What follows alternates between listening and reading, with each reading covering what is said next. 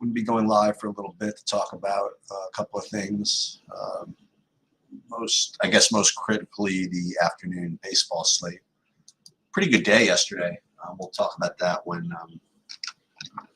Bobby gets here. Pretty good day DFS-wise. It's always a good day in Sheets World, but good day DFS-wise as well.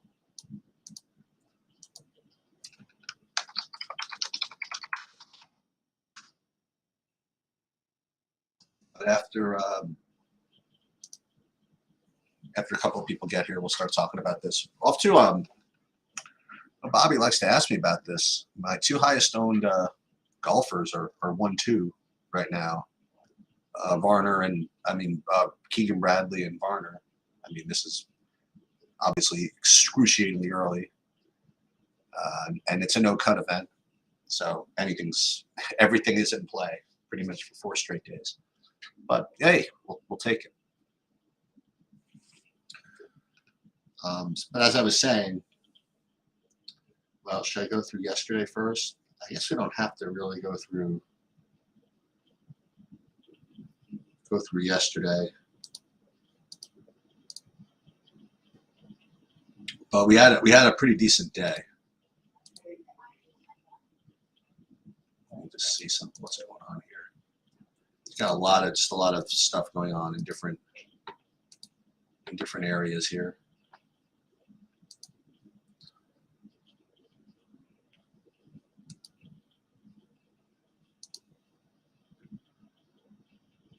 Let's get her in here. Start her. Okay. So, hey, welcome everybody that's showing up for this today. I'll give Bobby, I guess, a minute or two, and then I'll just start going over what I'm doing here. I haven't really 100% figured it out yet, but I could at least talk through it. You know, let's do this. Let's first start talking about who the best plays are, and then we're going to figure out who to actually play. In other words, where construction brings. So it looks as though, I mean, there are three. No, there are 5. I think there are 5 pitchers that you can play in the early slate here, and those would be Dane Dunning, Adam Wainwright, Logan Webb, Corbin Burns, and Zach Gallen.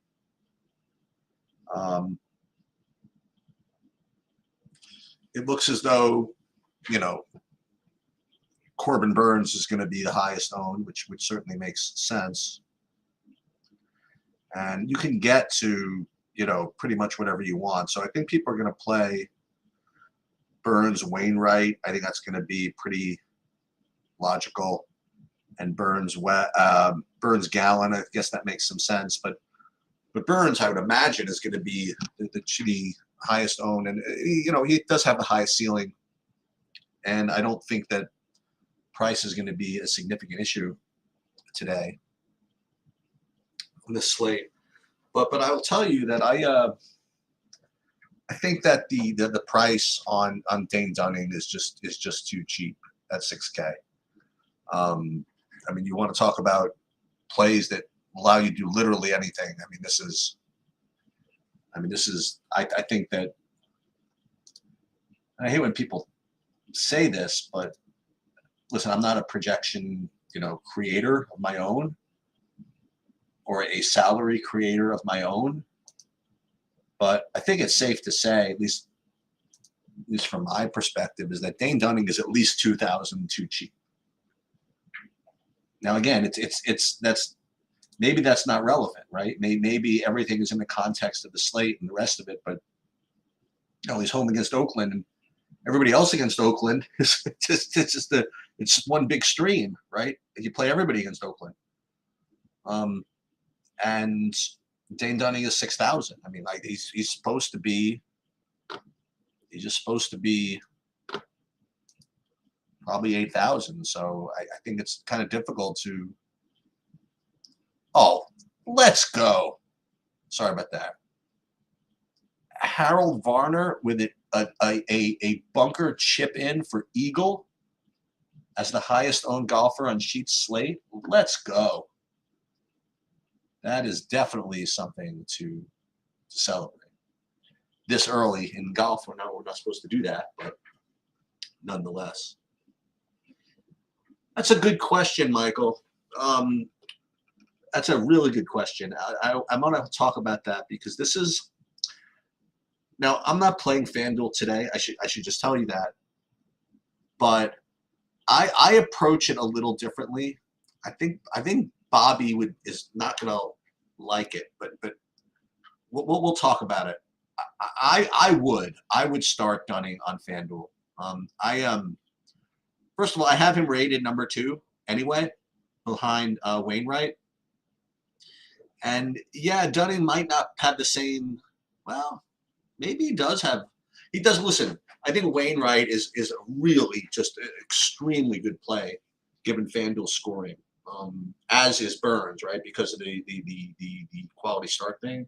And Dunning doesn't always get there, but he's been throwing pitches, and I would play Dunning actually on FanDuel. I would be probably a fader of Burns over there, and I would choose between Wainwright and Dunning. So I guess the answer, Mike, is yes. Yes, I would play Dunning on FanDuel.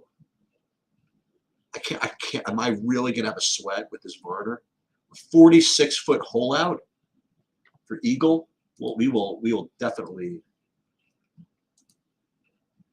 be happy with that. Hang on, let me.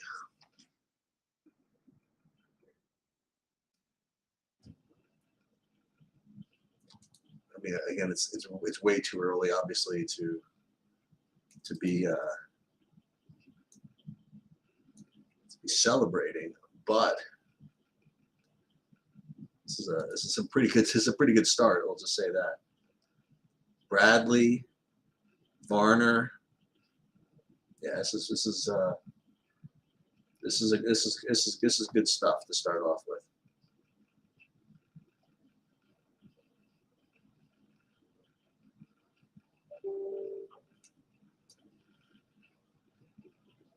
Hey, what's going on, Rody?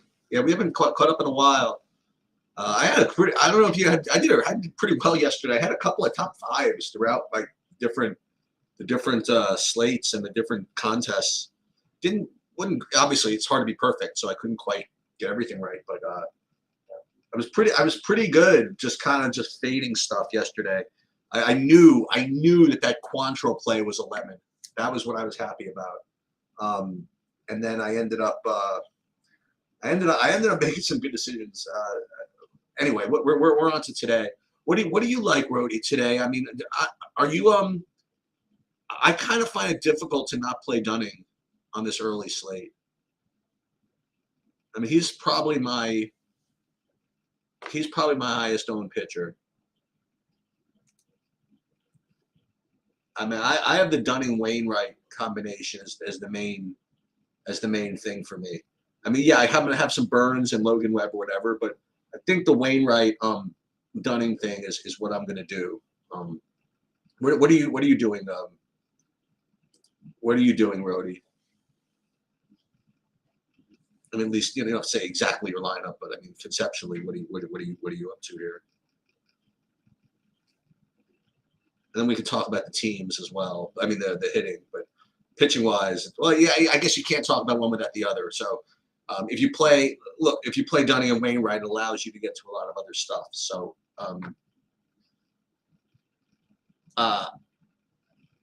what I did in the hitting today, my 3 top teams are Houston, Baltimore, and Texas. Those are my 3 main stacks, are Houston, Baltimore, and Texas. And obviously, if you're going to play Houston, that's when Dunning becomes really useful, right? where if you don't, if you want to pay down for Texas and Baltimore, then you can go play Burns, with very little stress.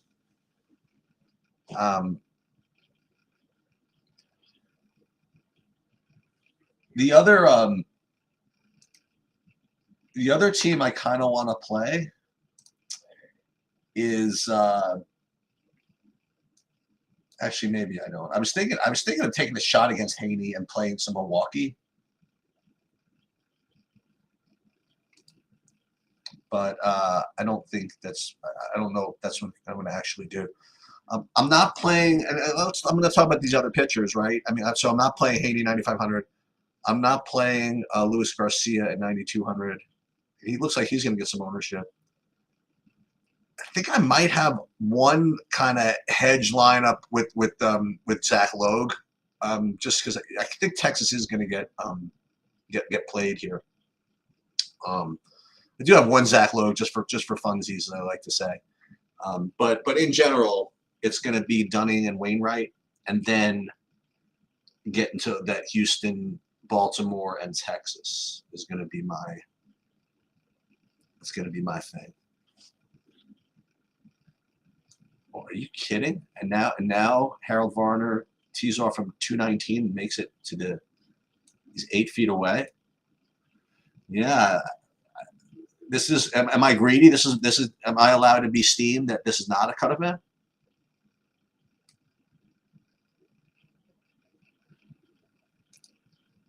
Right now, you want it to be a cut event when you guys are doing well.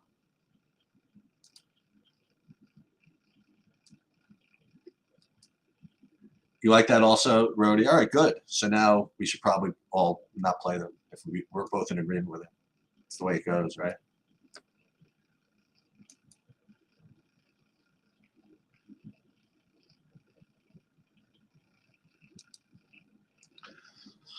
Take a look at let me take a look at FanDuel. First of all, let me look at my lineups. Let me make sure everybody's playing. Yeah, look at this. Everybody's playing. Oh no, 2 guys are out. So M. Dubon is out. I had a couple of M. Dubon lineups, so we do have to change him a little bit. The other thing I want to say is that I'm leaving money on the table in the afternoon slate. Pretty decent amount. I got 4 figures left in salary in some variations.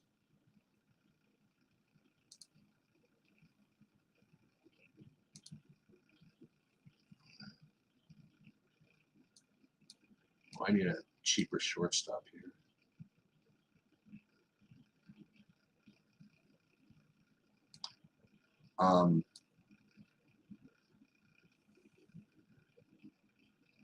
I guess Giolito is the guy that I don't have that.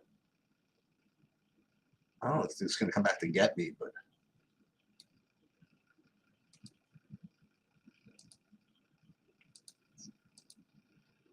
okay. So I got to get rid of this Dubon character at shortstop. He's 2,300. It's kind of hard for me to do a straight. Oh, look at this. It's so funny. I have so Dubon. Can I do a straight replace for him? Probably not, right? I don't think anybody else 2,400 today. Unless I want to play Nick Allen. So I'm going to have to probably rebuild without the Dubon in it. So I have to do that.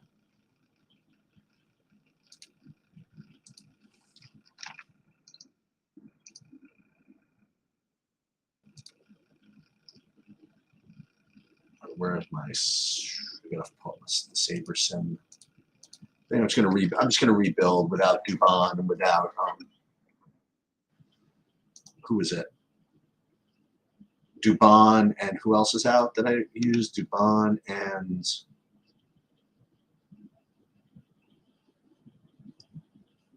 that was it. Just Dubon.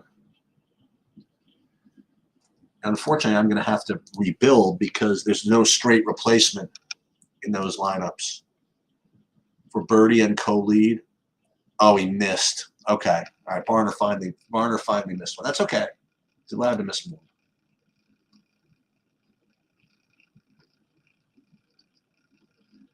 right, so let's get Dubon out. Let's see if that's going to change anything dramatically. I doubt it'll change anything dramatically. Yeah, so Houston, Texas, that's still going to be the idea. That's probably going to be chalky, but I'd like to think that if I don't have Burns, it's going to be, I mean, it's not going to be the mega chalk. I would like to say.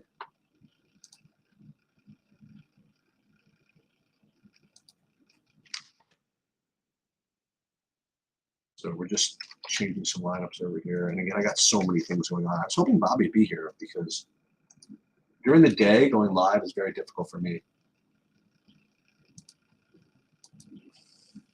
It's got a lot of other non-DFS stuff going on. Yeah, so just again to reiterate, I mean, I have a lot of, I mean, can't go through it all, but I got 1,600 left on the table, 1,600 left on the table, 1,500 left on the table, 1,000, 1,400. Yeah, so there's stuff. I mean, I got some uniqueness coming on here.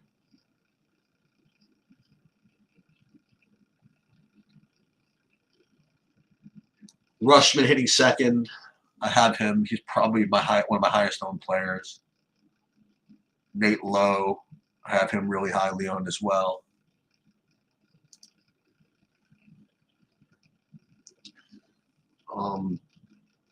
You know, we can do. I mean, just as an exercise. You know, as an exercise, let's do this. I'm going to show you guys how to do this. I'm gonna see, just to answer what's his name's questions, Michael. I want to see if I run a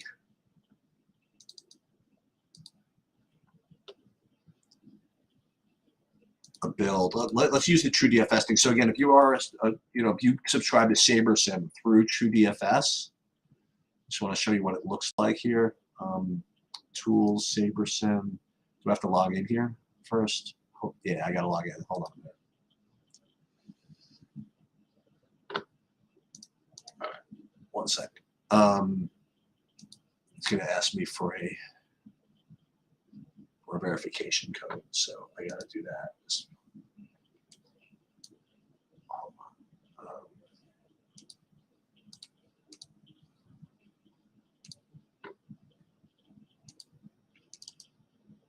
Just get logged in here first.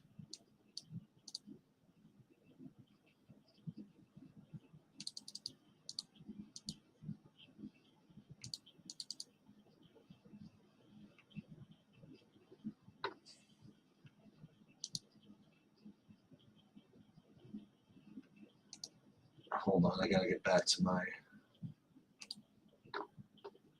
Let's resend this.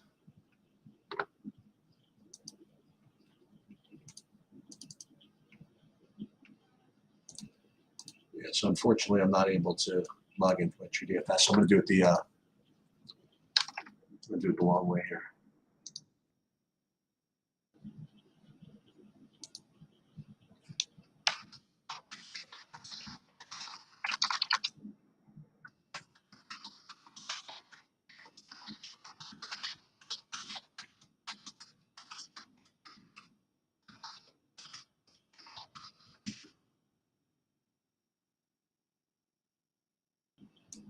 All right, so one thing I have to do. Hold on, I'm doing one other thing now. I apologize. This is what happens. It's got sidetracked by something, and I have to deal with this now.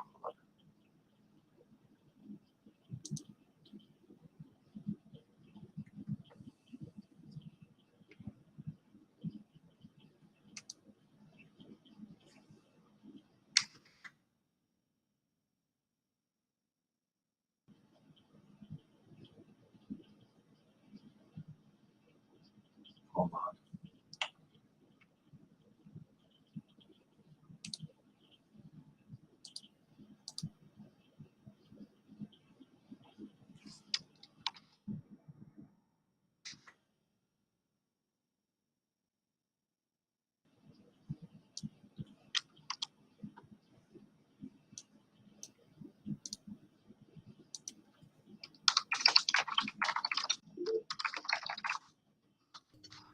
What is going on? Hey, what's happening? Could you do me a favor? Yeah, what you need? I'm gonna lose my mind Okay. from an email that we just got. Could you please send Steve somehow an invite to his own Discord channel? I just went through this with him on text like 2 days ago. Okay, I'll do it again. He's like, I had no idea that where is that located? I'm like, that's a joke, right? So if you could just do me a favor. I should have known which email you were talking about because I saw that actually. All right, yeah, done. Okay. So hold on. Let me unshare my screen now because I got distracted by something else. All right. Okay. Well, you know what I did not get distracted by? What's that? 40% Keegan Bradley and 40% Harold Varner. I wish I knew what that even means right now because I feel like Steve with the email. I skipped golf entirely this week. Oh, you weren't there live last night. Oh, okay. No, I had an emergency call that was. I'll tell you about it off air sometime, but it was a pretty traumatizing experience. I want to hear about it. Yeah, it was interesting. So I ended up deciding, okay, F it. And by the way, I heard from my friend who I was telling you about. She wrote me this morning, so I may have a little update on that as well. But I can't. Oh, is that happening? It's I think it's going to happen. It's probably about a week away. She just got back in the country, so we'll see what happens. But yeah, it could be exciting. So, okay, hey, you want to see this? Ready for a good start? Yeah. All right, here, look. Oh wow. Oh, wow, that is quite a start. So Keegan Bradley, position 1, Harold Varner, position 2. This is where. Can I just get you to enter for me next time? I just need you to enter for me, Sheets. That's crazy. We'll see what happens. Beautiful. And it's no cut, so I can't have like a great 5 for 6 and have one guy butt me. So well, now what I need to do is I need to find the restream tab so that I can unshare my screen. Hold on. Your screen is okay. I mean, it's not like it's the worst thing in the world. I don't. No, I know it's not. But. What is it in reference to? What is what in reference to? What is the meaning of the screen? Is it a standard one or is it the bug thing? Is that like an old car of yours? No, that's just a screensaver. No, that's a standard actually. Standard. Okay, Windows choice. Gotcha. Whereas I'm almost. Oh, there I am. I'm back. I am going to unshare it. So what do you? First of all, I wanted to say that I did well yesterday in the daily fantasy sports. I didn't win anything outright, but I had like in both big ones I cashed. I had like sweats in a lot of stuff. Yeah, I did. I won a couple of thousand. I did pretty nicely actually. Yeah, I think the last thing I heard you say on the live air about the early slate was "Winker, let's get out of here." So that means that I think that you finished pretty high in that 5. I did okay in that one. Let me just see. I'm going to stop screen sharing. Okay. Yeah. So are you playing this afternoon? What are you doing? Yeah. I'll just let you know. I'll just let you talk. Go ahead. Well, I mean, I'm on a cold streak. It's been really bad for the past couple of weeks, and I don't know exactly I don't have an exact answer of what to do to get off of it. My initial thoughts today were, if you want to get different on a small slate, I think you can always play the Dodgers even against one of the better pitchers in baseball. It's not necessarily optimal. It's not going to work. I think the Dodgers and Texas stack combo is probably what I'm going to do. I'm not playing a ton of lineups. And I think there's viable. Let me give you an idea. Okay. I'm going to go back to my backing days. Okay. And this is what I would tell people that were on a cold streak in poker. All right. And so it depends on who you are and what type of player you are, both poker and DFS, and where your personality is at to bust out of strings and stuff like that. You have to think about, in my opinion, like what how you're playing and how to change it. So if somebody was like a really aggressive player, usually in poker, their losing streak was because they became way too aggressive. And I would suggest that they, just for a couple of days, just play a little bit more solid. And on the other hand, if there was somebody who was, a real solid player and they were on a losing streak, I would probably err on the side of saying they were probably too tight or playing too tight, a little bit too scared. So I would say for like literally, you know what I would do sometimes? I would say, listen, for the next 2 days, you'll be totally immune from all losses. But I want you to do is every single time it gets raised to you, you have to either 3-bet or fold. Okay, I don't want you to flat for the next 3 days. Okay, just to kind of break you out of your over tightness. You know what I mean? Even if you're probably not going to be playing as well to doing it that way, that's the way to compensate for it. So I guess I would ask you, you know what I mean? Like how you've been playing recently. Like have you been playing, in your opinion, right? Have you been playing the same as you always done? Or have you been playing maybe more chalk than normal or more aggressively than normal? And just whatever that is, just maybe try to just overcompensate a little bit one way or the other. Because I really don't know how you. Well, I'll tell you the biggest problem I have is nights like 2 nights ago where I say Atlanta is the best stack in, you know, to get off of the chalk when they were facing Carrasco. I really liked them, and then I talked myself out of it because there were so many other more viable, more logical stacks. So I would say that I've erred on the side lately of being a little bit too passive. I would say that in general in DFS I'm very aggressive, but more so in football and basketball. And I think it's a weakness that I've gotten into a little bit with baseball, where I have a bias towards certain pitchers that I see as just never giving up, you know, but there's other signs that are there. You know what I mean? And don't read our email, by the way, it's going to annoy you even more. So I really do think that, that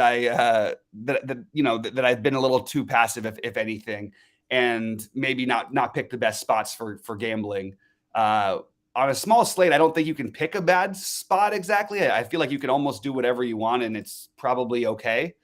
But I think that I've been a little bit too, just leaning towards a little too much chalk and talking myself out on big slates against maybe average, you know, above average pitchers like Carrasco. Not stacking Atlanta that night was a great example where that night would have, you know, if I stack Atlanta, I probably make enough to all the other 2.5 weeks doesn't even matter anymore. So I think I need to be more aggressive, as to answer your question. I think I've been too passive, and I agree with what you said about ways to get out of those streaks.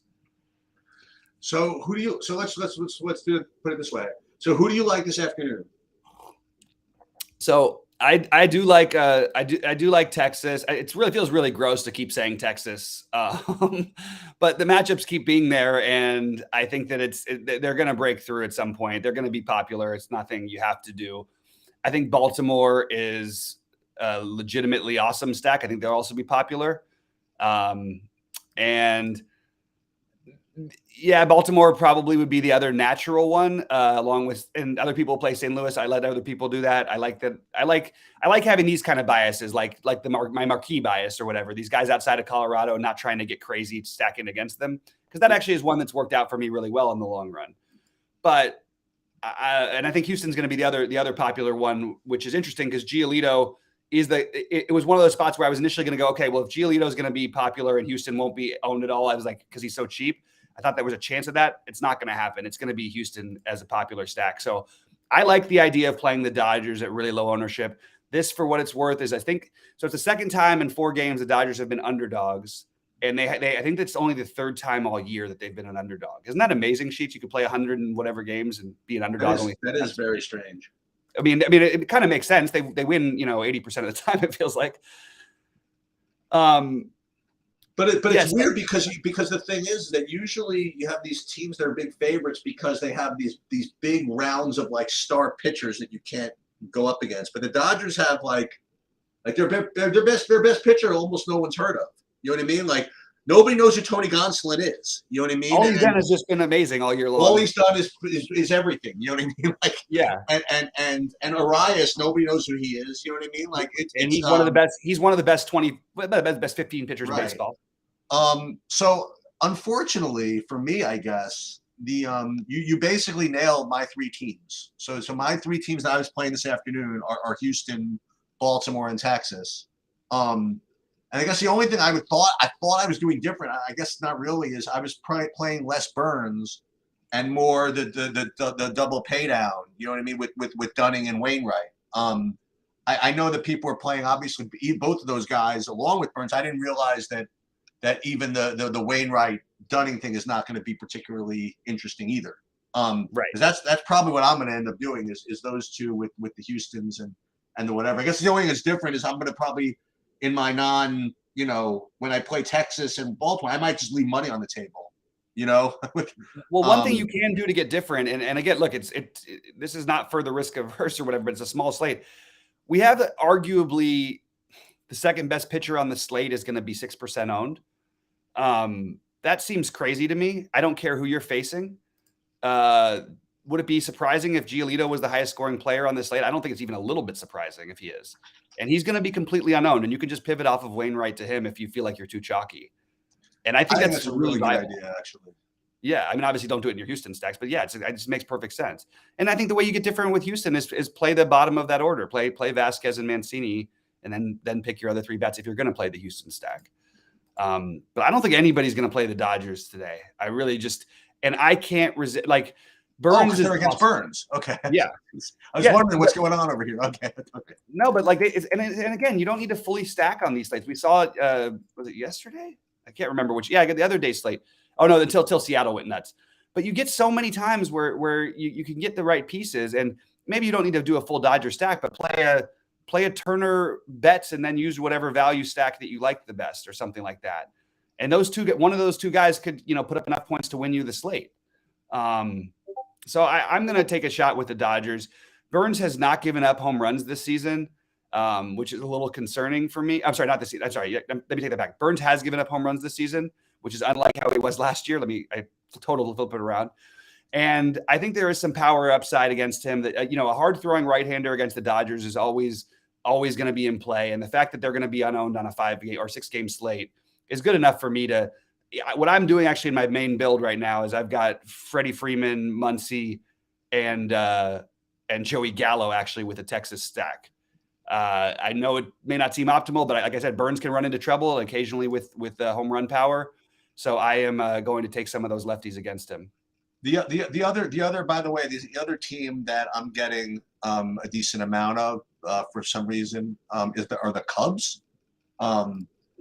So that's the other one. So I have Texas, Houston, Baltimore, and then I guess the Cubs. But I like your idea of the Giolito actually. Yeah.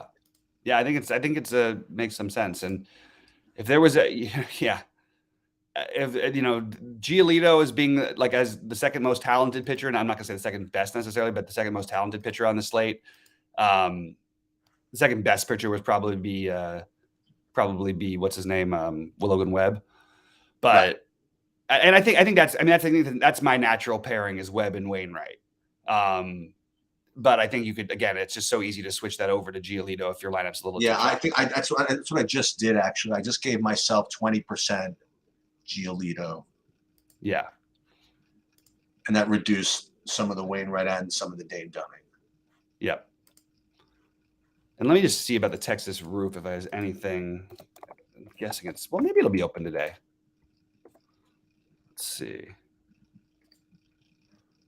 How come it's so much harder to find here sometimes?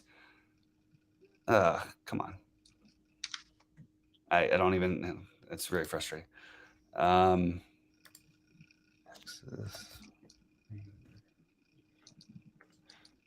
Like the Arizona one is just right there. The roof will be closed tonight, it says. The game's not even tonight. Okay, this is really unhelpful. Come on, do the same thing that there's a whole website dedicated to the Arizona one. Why can't we do the same for them? Oh, with the roof?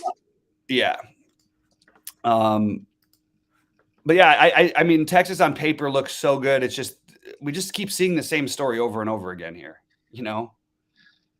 Yeah. I mean, what are we doing? Right. I mean, like, yeah, at some point you'd think they would have to break out, but like, it's been pretty grim. Maybe make it a 4-man as your primary instead of the 5-man. I don't know. It's a little tricky. And all the guys it's very easy to find the guys you want to play and they fit in price wise because they've sucked. Right. With the exception of Seager, who's like the only, one who's actually had a pretty decent year. As I was saying, Sheets, on the offseason, I was like, I was so sure the Yankees were going to sign Seager because I think he would hit 50 home runs in Yankee Stadium. He just hits every ball at the warning track. And even in Texas, he's still going to hit. He's going to hit near 40 or end up probably in the 35 range. And this Yankee Stadium, he would probably have it. It'd be like the Mancini in Houston kind of a deal. But yeah, I think the Dodgers are my favorite way of getting different on the slate, I guess, is my main thing.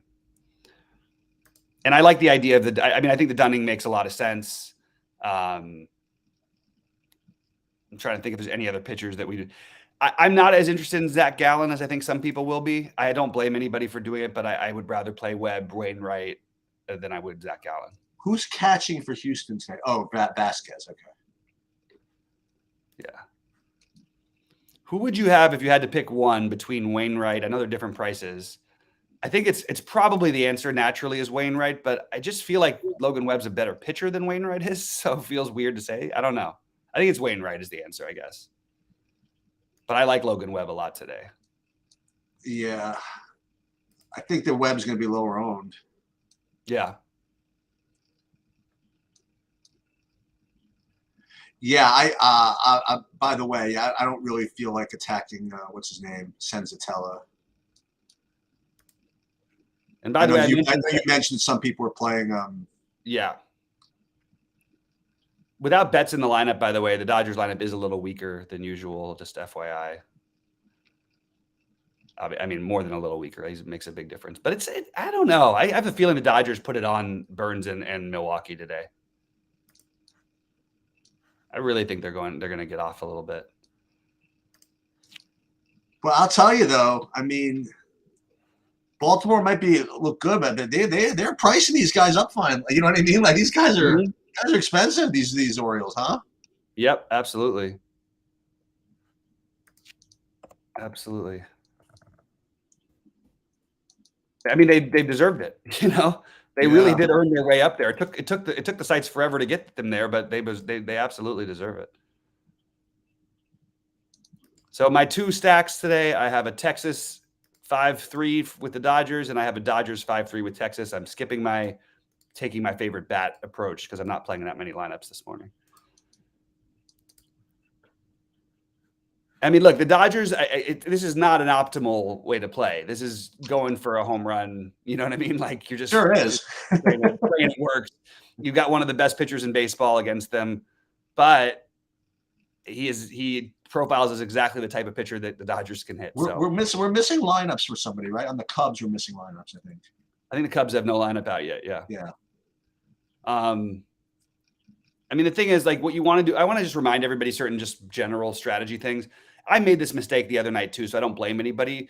But nobody outside of in a tournament should ever be playing guys like Nick Madrigal in a cash game in a tournament build. Even if he saves you the money, find somebody else. There's always a second baseman that's 2K or somewhere around there, but only use him in stacks of at least 3, but probably it would have to be 4 or 5. This is like there are a couple of guys I have like that, like Lance Thomas, say Lane Thomas, sorry, whatever his name is, Cesar Hernandez. But at least those guys can hit home runs. Nick Madrigal has the worst home run. Sky Bolt. Sky Bolt is a good one. Yeah, that's a good one. But it's just you feel like you're saving and you're getting cheap access to a stack you like or whatever. I mean, this guy in like what, a couple hundred at bats has like 5 RBIs. If you're gonna get a second baseman like that, just play Odor. You know what I mean? Exactly. Yeah, stack up the team you want and then just play whatever. I think it has to be like guys like that should be reserved for 4-man stacks or higher. I really believe that.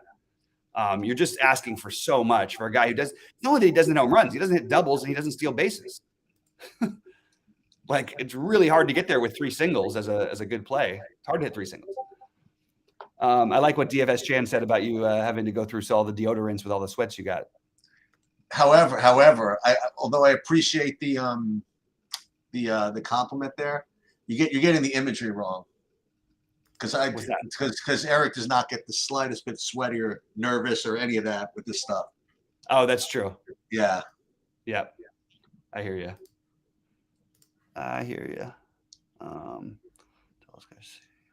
But I'll tell you one thing that did tilt me, Mr. Chan. There's literally nothing I could do about this. There was a lineup switch in a League of Legends tournament that I missed. It doesn't happen that often, and even in like the preview, like Chan missed it. Like they announced it like an hour before lock, which usually is not that bad, except Right. when lock is 4 a.m. it's just, Oh God, that's there's rough. just no way. Let me tell you something. There's no way that I'm setting an alarm for 3 a.m. to edit a $12 entry in League of Legends for the 4% of the time that it changes that it happens. That's not happening. Yeah. That's when the hashtag intern comes into play. Like if I ever play enough, right, where it's worth it, I'll hire someone to wake up at 3 a.m. and look at that shit for me. There's no way I'm setting at 3 a.m. Wake up time for that. That's just not happening. Yeah, I'll do that for the Masters. Yeah, right. Well, exactly. When it's $1 million for first, we'll do it for the Masters for sure. Yeah, exactly. That's the last thing you want is for the one lineup that you have with the withdrawn player to go 5 or 6 and everybody else smash. You know, it's like right. Everybody else is in the top 10 and the winner in first and second and stuff. Yeah, it's brutal. Wow, I really didn't even look at the golf today, and I'm gonna probably regret it. We'll see. All right, and we've got a really tiny. This is okay. So this is beautiful. So I want to share this with you. Now again, it's not going to look like much at the beginning, but just to show you, I played one entry in the. I missed the 555, so I played the 333 like 5 entry max. I played one lineup in that. Mm-hmm. So I want to just show these are the starts that I want. Okay. Can you see this somehow? Yeah. T1, and the other 4 haven't started yet. That's what I like. Yeah, it's all in 7th place with 2 guys playing. Yeah, that's pretty awesome. Just like that. And I got one hoodoo left. I got Tringali 6200, and then 3 stone chalks left over. Oh, that's beautiful. Right. So like it's just that's like the nut start. I hope that's in the lottery too. Well, everybody I have in the lottery. Yeah.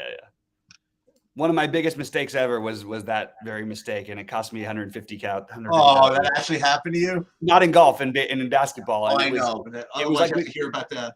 You have to hear. I do the late shifting. I like to do my late pivot, so I'll often just leave. I'll forget to. I won't do it for both lineups. I'll leave it one like that way it was. And I did the switch, and I didn't do the switch. I did the switch in the $88 and not in that one. So I won 10K instead of 150K. So it cost me 140K. Or you have to hear about it from Rody. Oh my God, Eric Sheets, the 43rd lineup you put in the lottery would have won the single entry qualifier. Man, you should have been in there. That's right. All right, you want to? Should we get out of here soon and record? Yeah. So this is what I want to do. Let's cut off the live. Okay. Send me a recording, then tell me the story you're going to tell me. Okay. And then we'll record. Okay. All right.